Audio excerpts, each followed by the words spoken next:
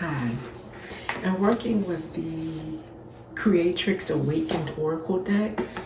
I went ahead and pulled for the day a card which is actually branching out to be a few readings because I sat with it and I wrote some notes and it went on and on. So I'm going to try to blend in some more decks, or at least one other deck, or at least tarot or something into it, just so it's not just like speaking about, you know, what this card was, which is Lineage Disruptor came out. Let's see if you can see it. Has looks like Aztec, Native American, I see a totem. So yeah, indigenous background. And it says here, truth, right relationship, and legacy. Now, this can apply to any ancestral line. You can be Irish, you can be Russian, you can be Venezuelan, you can be Zulu, you can be, you know, no matter what your backgrounds are. This is just speaking to breaking patterns in your ancestral line. So I'll read a bit of it. You, me, and everyone living now has the sacred duty of being a lineage disruptor. This is how we catalyze change on a grand scale. The profound responsibility of disrupting ancestral patterns and shaping a legacy that transcends generations begins with you. Reflect on your family's legacy, heal past traumas, and intentionally set a new, enlightened path for your descendants. What you heal, transmute, and integrate is handed down to coming generations and sends a wave of release and relief back through the lineages. So back through grandpa, great-grandpa, great-great-great-grandpa, great-great-great-grandmom. This heals back and forward. Being a lineage disruptor invites you to tap into the vast knowing and wisdom within you, distilling your truth and charting course corrections to empower your lineage to evolve and rise into their soul potential. This card symbolizes your sacred offerings for the generations to come, making a significant era where guides, where strides are taken to disentangle and free lineages from antiquated and harmful patterns. As a lineage disruptor, you play a pivotal role in this transformative journey, standing at the crossroads of ancestral clearing and the creation of a heart-centered path. So what I wanted to go over is like a few ancestral patterns, behaviors that are passed down that we maybe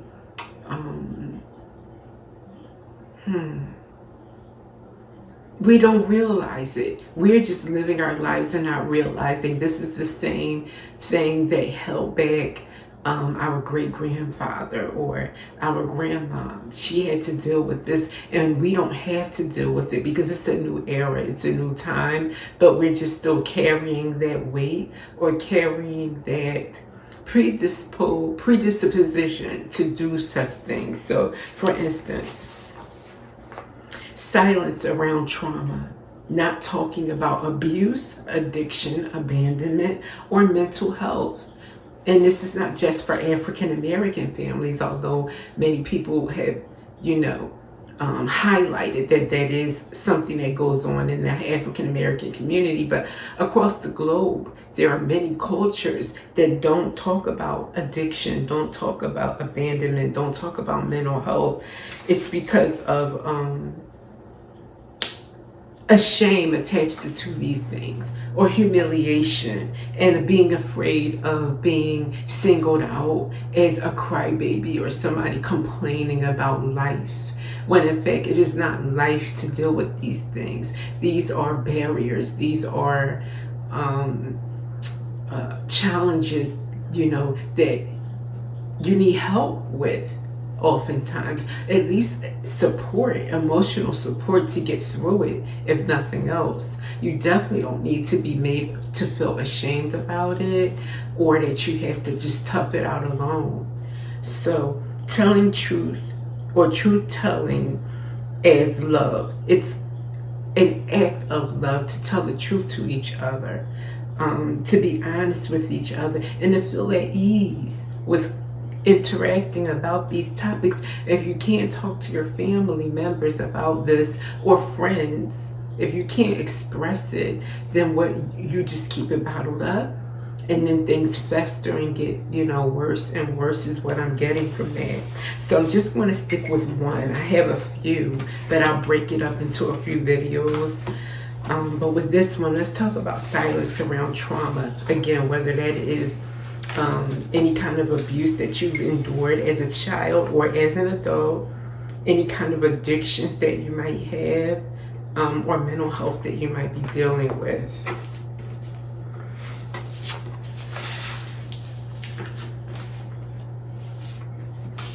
Okay, let's see here.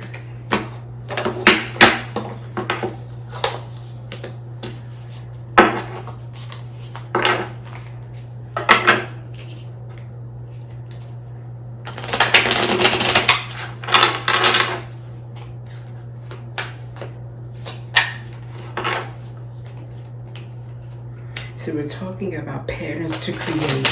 It's being honest, telling the truth, being comfortable enough to tell the truth about your situation, and not making anyone feel ashamed or humiliated about any, addiction or abuse that you're talking about, or mental health issues that you're needing to talk about or confront, or that's passed down in the family. Talk about it. Like, this runs in our family, or it has. Let's try to deal with it and tackle it so it doesn't keep going on and on and on. Thank you. Missed chances. Don't have regrets. Cherish your moments together. Yes, this is a chance for your family to have true connection, true healing, true the reason that family is there for support, so that you're not alone in this world, is why family, I believe, exists. But it's certainly not to badger you or humiliate you or make you feel like you can't open up and say what you feel or what you're going through. So be that opportunity for someone in your family. Make it known you're the go-to. If nobody else is willing to stand up and say, I'm that one that you can come to about anything, and I will be there for you. I'll never laugh at you. I'll never accuse you of being soft, or I'll never minimize you, or, what's the word? Starts with a C. When you, not contemplate. I'll never, I just can't right now. But you know what I mean. I won't make you feel small about it. That's another one. Caught up in romance or clearing out emotions. I'll take the clearing out emotions. Yes, it gives you a chance to clear out your emotions, for the other person, giving them a chance to just clear it out, because maybe they haven't had a chance to talk about it to anyone. And this could be about anything. This could be somebody having financial struggles in your family, somebody that just doesn't know how to deal with something at work. It could be anything. You will be surprised what people keep bottled inside. Avoid burnout. Okay. Sustain a balance. Yeah, that was coming up in another one on my list, but I'll discuss part of it now.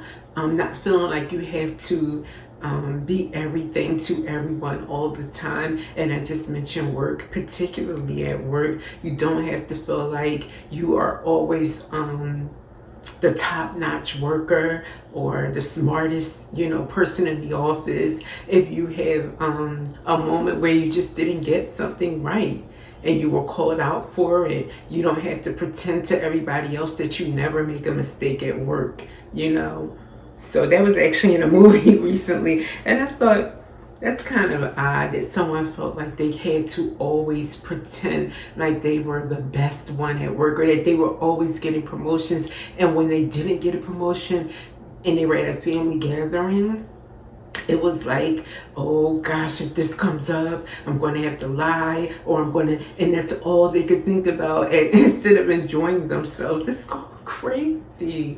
It's so, these are your loved ones. These are the people you're supposed to come to and rush to and say, oh my gosh, can you believe it? I didn't get it, and I just thought for sure I was going to get it, but maybe that's why I didn't get it, because I was overconfident. Whatever it is, you should be able to come to your family and say that, spill it out, and be yourself. Not, oh my God, they're going to judge me. What kind of family is that?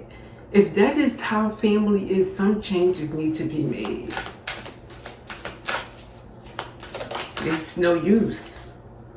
Shining sign. Trust in the universe's plan and follow your heart. That's the overall message for this and anything else you deal with. Your family members may not even see that this is the universe's plan. You had a failed marriage, quote unquote failed marriage. There's no such thing, but that's what people label it. It didn't last till the end of time. How dare someone look down on that when maybe it was part of the plan? In fact, it could have been written that 1971, this would be the day that you would end, and then you would move on. But people would spend time judging you, not knowing this was always part of your plan. You didn't even know this was part of your plan. So who is anyone else to judge you for going through your normal life cycles and moments? So trust the universe knows what the universe is doing with you. Speaking of a song, please be patient with me. God is not through with me yet, but it shouldn't even be about anyone else being patient, only you being patient with yourself and with life. But no one else should be waiting around to judge and measure how fast you're going through something or what you're doing.